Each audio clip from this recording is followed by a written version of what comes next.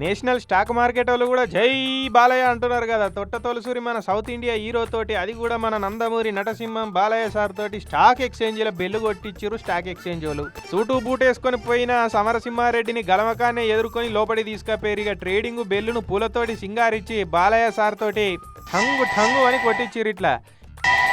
ఇంతకు ముందు హిందీ సినిమా హీరోలు అమితాబ్ సారు, షారూక్ ఖాన్, వివేక్ ఓబెరాయ్ అసంటోళ్లతోటి కొట్టించిరు ఈ బెల్లు.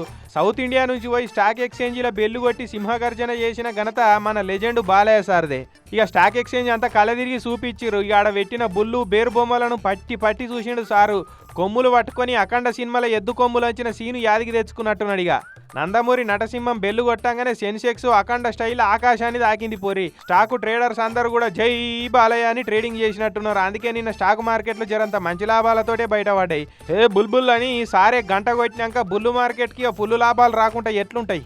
బేర్ మార్కెట్నైతే నాకు అడ్డం వస్తే బుల్డోజర్ లెక్క తొక్కి పడేస్తా అన్నట్టే స్టాక్ మార్కెట్ను ఊపుడు ఊపిండు సారు.